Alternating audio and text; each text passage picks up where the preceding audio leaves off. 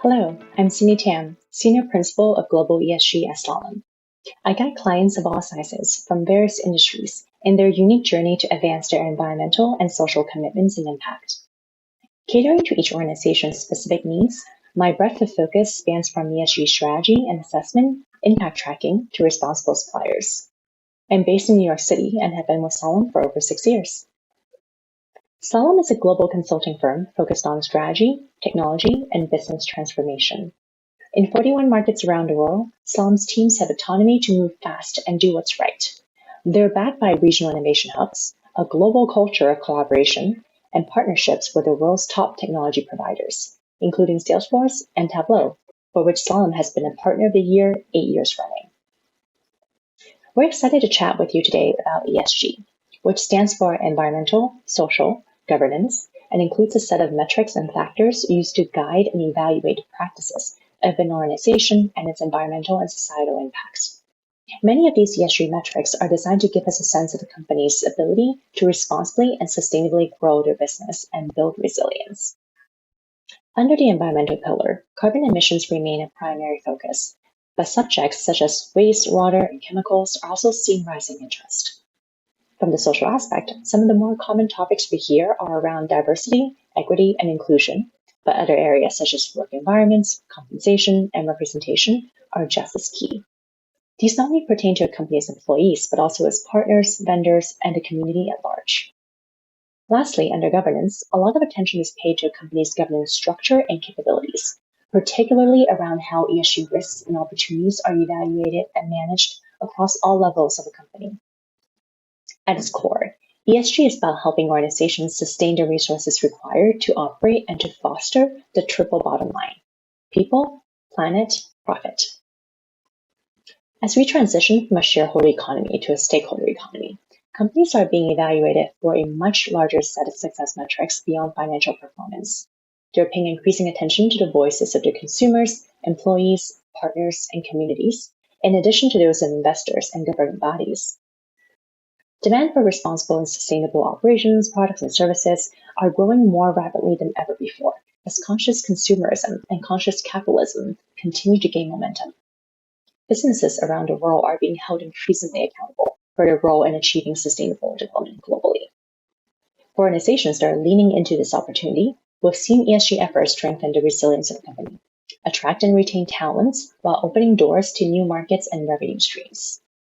Businesses that are doing this right also has a chance to enhance their brand reputation, own their narrative, and share progress and commitments on how they're safeguarding the interests of its stakeholders and the planet we all share. Of course, when it comes to advancing your environmental performance, the ability to measure, track, and communicate your impact using reliable data is critical. When we talk about impact tracking, we're referring not only to a company's own direct and indirect emissions and environmental impact, but also those of the suppliers, an extended end-to-end value chain. Effective impact tracking allows you to assess where you are today in the categories that are relevant to your company, whether that's emissions, energy consumption, labor conditions, workplace diversity, or other areas. It further helps you determine which goals to set, or if you have already defined targets, how you're doing against those targets and whether you're on track. Moreover, these data-driven insights can help you make internal strategic decisions such as which programs to prioritize and where to allocate budget. In the past, we've seen our clients focus more on risk management and cost reduction in their ESG efforts, such as optimizing resource usage and disposal. Over time, however, we're beginning to witness a shift toward exploration of new opportunities and innovations around products and services, which is very exciting to see. Regardless of your focus, building a solid foundation of impact data will allow you to navigate these strategic decisions with greater confidence and precision. Lastly, as I mentioned earlier, robust data gives you the ability to craft a meaningful, accurate ESG narrative for your employees, suppliers, and the wider public. And yes, this includes investors and regulators. As we speak, the SEC is collecting public comments on its recent proposal that, if enacted, will require all public traded companies operating in the U.S. to include climate disclosures in their registration statements and periodic reports, including climate-related risks and financial statement metrics. This means companies will need to outline the effects of climate change on their business, as well as their mitigation strategy, while publishing detailed breakdowns of their greenhouse gas emissions. Whether you're analyzing and tracking impact data for regulatory disclosures or on a voluntary basis to improve the sustainability of your operations, we recognize that the path to building a sustainable business can look a little different for everyone. Organizations vary greatly in terms of maturity and their respective ESG journey. That includes their impact analytics and reporting capabilities. At Slalom, we strive to meet our clients where they are, regardless of their size, industry, and maturity, because our goal is to get you where you need to go from wherever you are with greater speed and efficiency. Slalom's growing portfolio of ESG services is currently centered around 5 key categories, which are ESG strategy delivery and impact tracking, sustainable products and services, digital transformation, decarbonizing the value chain, as well as culture of ESG and community impact. Our goal is to give our clients the tools they need to craft and move forward in their ESG journey, whether their needs are centered around strategy, technology and data, or people and process. For the purpose of this session, we'll be homing in on environmental impact tracking and share how Slalom and Tableau can support your organization as you collect, analyze, and leverage critical environmental measures for decision-making and storytelling. So, without further ado, my colleague David Justiniano will now show us what impact tracking with Tableau looks like. Thank you, Cindy. Hello, I'm David Justiniano. I've been with Slalom for 6 years, and I lead a team of data analytics engineers in New York City. I'm focused on helping organizations measure their environmental and social impact. I love conveying the value of data clearly and effectively to stakeholders, from executive leadership to end users, so that we can drive transformation and data-driven decisions. If your organization has decided that measuring your ESG impact is important, we can partner with you to create, build, and implement solutions that work for you. We've built a set of offerings and accelerators that can get you started quickly. Slalom can help your company assess the metrics and sustainability standards that fit your company's industry as well as its own ESG maturity level. It's important to know where you are in this maturity level and where you're going. And there are different drivers for starting to track your ESG impact. For many companies, a driver is to be compliant with measures and policies which can be set by governments, your customers, or your investors. Beyond compliance, as your company grows in maturity, it may start tracking initiatives proactively, for example, assessing its ESG risk, like climate risk, and assessing ESG opportunities like investing in renewable energy. This provides transparency while building a company's ESG fluency. In turn, measuring initiatives often leads to companies setting up ESG programs, where ESG is integrated within the company values, governance, and within its management oversight. This allows ESG goals and execution to be tracked and expanded across an organization. I'll be focusing on these first 3 maturity levels today. In this journey of tracking your ESG impact, you'll notice that there are many different frameworks and standards that your organization could align to. These often define what to measure in slightly different ways. Some may be frameworks that you should be compliant to because government regulations will require you to be compliant to them, and some may be frameworks that include measures that simply align very well with your own organization's goals and targets. For example, if you're a financial services company, you'll find specific standards that are valuable to your own sector, like TCFD. TCFD is the Task Force on Climate-Related Financial Disclosures, and its focus is on measuring climate risk. There's also different industry-agnostic frameworks. CDP, for example, is a global disclosure framework focused on carbon emissions and environmental impacts. This standard is industry-agnostic in this case. Recently, ESG metrics across the majority of impact areas have begun to align globally, and each of the entity's positions are becoming clearer and clearer over time. That said, today it can still be a difficult landscape to navigate. For a quick example into one particular environmental metric, we can look at emissions. A way to break down your company's emissions is to use Scope 1, 2, and 3 definitions. Scope 1 emissions are direct emissions from your own company. For example, if your company has a fleet of trucks, the emissions from those trucks would be Scope 1 direct emissions. If you happen to have manufacturing facilities with their own emissions, those would also be Scope 1. Scope 2 emissions are indirect. A common example are emissions generated by electricity, steam, or cooling that your office buildings use. In this case, you're not generating those emissions directly, but you're paying a utility, which generates the emissions as part of providing you that service. Scope 3 is much broader and complex to measure. It ranges from upstream activities like emissions of raw materials being shipped to you. Scope 3 is much broader and complex to measure. It ranges from upstream activities like emissions of raw materials being shipped to you, and Scope 3 downstream emissions would be, for example, if you're a car manufacturer, the emissions that car will have throughout its lifetime. In this section, I'll be focusing on Scope 1 and 2 emissions, and in a few minutes, Julie will show you some Scope 3 impacts from suppliers as well. If you're starting from scratch, the main question is, what do I measure? To help organizations better understand this broad landscape of different environmental and social metrics, we've created an ESG metrics explorer on Tableau. This dashboard enables you to understand the landscape of ESG frameworks and audiences of your environmental data. At Slalom, we're using this tool to understand what we need to measure ourselves. Each bubble here represents a different ESG framework, and the size represents the number of measures within that particular framework. These can be financial services frameworks, environmental focused frameworks, or regulatory requirements. And again, as you see the bubbles and you can see the overlap, you can see certain of those measures apply to multiple of the frameworks. We can help you choose from a variety of frameworks and standards which may be valuable to your company, and we can help you gather the metrics that apply to each framework and then compare them and see what overlaps exist. A recent client we partnered with recently knew that they wanted to, for example, measure their reduced emissions and the tons of waste which they were able to divert from ending up in landfills. We now can focus on those metrics specifically, and we can see which standards and entities that define them. Your company is unique, and this dashboard can help you decide which of these metrics applies to you and when it would be valuable to be compliant with a particular set of frameworks. On the left, you can hover on specific measures and see their detailed description. A Tableau extension we use in this dashboard is called Show Me More, and it allows you to quickly build visualizations that are not already present in Tableau. As you can see, we use this interactive Venn diagram on this dashboard to show the overlap of different ESG frameworks and sets of standards.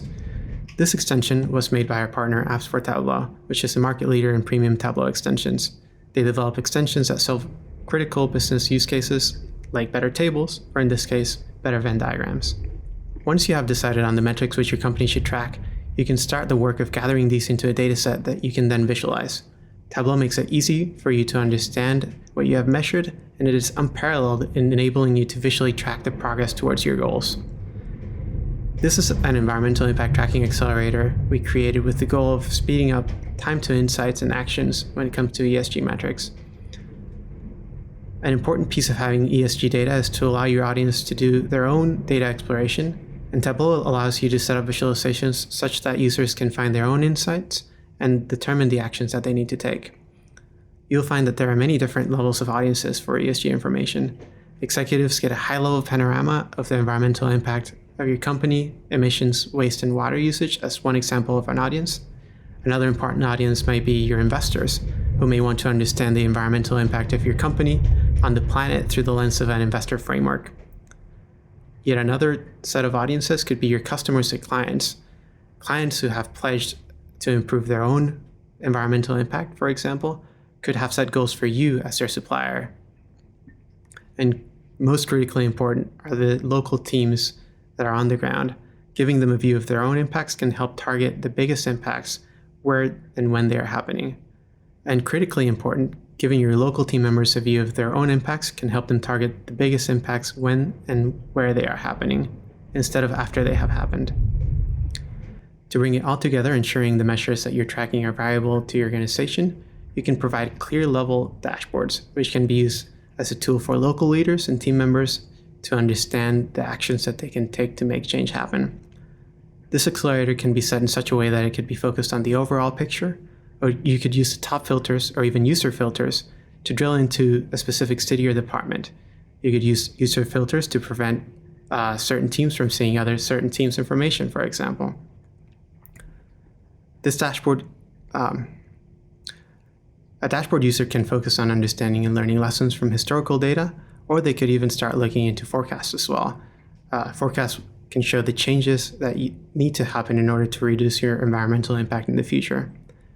We always want to clearly show the goals and targets that you have set so that you can track right against them.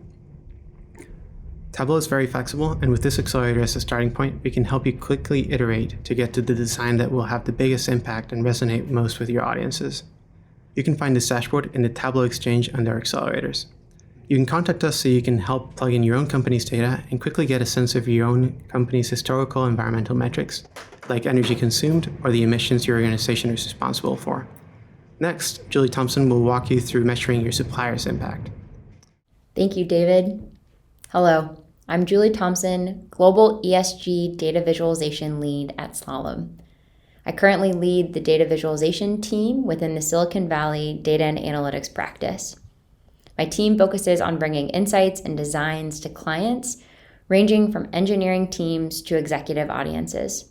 I've been with Slalom for 4 years, focused within the high-tech and NGO industry, absorbing all that Silicon Valley has to offer. So on to the good stuff. Let's deep dive into the world of supply chain, what we consider part of Scope 3. Scope 3, although equally exciting, can be a fairly heavy lift from a data collection, reporting, and analytics perspective. A lot of companies are or have been asking their suppliers to start to report data as part of their code of conduct for doing business. When it comes to ESG and supply chain, there is a lot to collect and measure. Some tools help you capture this data from suppliers like Salesforce Net Zero Cloud, and some companies custom build their own solution. However, there is still a need for a lot of companies to take their supplier-related information and translate it into something relevant and meaningful for the business. This could be grabbing a specific product view and only focusing on those suppliers that enable a specific product to come to life. This could be joining information from finance, looking at suppliers where you spend the most. Or this could assess a pilot program and how it's going, looking at new data from a subset of suppliers where data currently comes through email. The second accelerator we can review together today shows the ability to slice and dice by some of the examples I've listed, enabling you to have one dashboard that shows you the holistic picture of your supply chain cut by the areas of relevancy and clicking into the details of a given facility. On the top of the accelerator, you have 4 primary KPIs listed, aggregating performance across the supply chain or whatever subset of the supply chain you select. In the midsection, the histogram shows the distribution within the supply chain across all facilities. Each square represents a given facility plotted along the x-axis of the KPI. Lastly, on the bottom, you can see individual details of a facility stack ranked against other facilities on whatever metric is selected. On the top left of the dashboard, you can use global filters to look at a single product 1, 2, or 3. You can filter by just facilities where you spend the most, or you can filter by country. Within the dashboard, you can explore some of the underlying facility details and trends. You can see under renewable energy a histogram of low to high performers, and hovering over each facility will allow you to see the facility performance across all 4 categories: energy, chemical, water, and waste. If you want to dive further into trends in facility performance, you can modify to review additional KPIs. Under the chemical section, you can see the number of violations, or under the water section, you can see water consumed, percent of water reuse, or water withdrawn. And finally, if you want specifics, all you need to do is hover. All of these metrics reviewed today are based on the EcoVadis standard, but can be adjusted based on whatever framework you choose to take on. While this accelerator is fairly high level, we hope that it can demonstrate some of the capabilities that are unlocked when you get to design on top of this data. It has been a great experience to use Tableau for reporting in the ESG space, building out the traditional reporting suite from reports that help individuals manage a given facility relationship all the way to the executive views. While I'm guessing most of us actively use Tableau today, I want to talk about this tool likely in a way that isn't seen as mainstream. ESG is a very exciting space, one that combines a research-based culture with this new rigor of process, reporting, and regulation. ESG is asking a lot of what-if questions, requiring companies to be as nimble as possible with the data we collect. However, a lot of businesses are struggling with not having a consistent business process, an ETL that runs the same job with the same data on an ongoing basis. While data will be relatively consistent for things like compliance, it will be ever-changing depending on the innovation, the partnerships, and possibly the marketing a company chooses to take on. There is a culture shift between what we do and what we need to enable for ESG. And often the visualization team supporting this is the duct tape that holds this all together. While I won't talk about the data pipelines and warehouses that we have built in this space, nor will I go in depth about the dashboards we have built, I want to talk today about how we've used Tableau as a data requirements tool. Let me expand on what I mean by that. At one client site, there were many research-based individuals that were thirsting to ask a lot of what-if questions. This demanded vetting out what data they needed to answer those questions, how frequently they needed those questions addressed, and piloting new information gathered from a subset of suppliers through non-traditional routes, like email. How do you know what you need until you see it? And how can you see it until you know what you need? When we first got to client site, we iterated through 38 different versions of a dashboard so that they could see what they thought they needed, how they would react to a future end product if it was possible, and most importantly, identify what wasn't in the dashboards that needed to be included once they were able to interact with the data. We influenced the revision of their code of conduct for the following year and figured out ways to streamline data capture that wasn't so painful when we identified what the team actually needed up front. In the second, third, and fourth build out of various dashboards, we brought the 38 iterations down to 10, 5, and even 3 based on the working relationships and speed to insights we were able to build. Tableau helped enable the picture to see what information was useful versus just interesting and possibly distracting. These iterations were key in helping us go after the data that was the highest priority for decision making, regardless of the data issues we knew we were going to encounter. Data of different languages, missing data versus not applicable, metrics coming in from different cadences, and facility reporting, all in different places. We love doing data visualization and dashboard creation, but we also thought it was important to share that this tool has offered a sharp edge in helping a research-based community be agile enough to combine and see the data they need to make decisions. This data and these visualizations fuel the stories we love hearing, but most importantly, the impact that we all hope to make. Cindy, do you want to close us out? Thank you, David and Julie, for the deep dive. We hope you found this session informative. Regardless of where you are in your impact tracking and overall ESG journey, Tableau and Slalom are here and excited to help.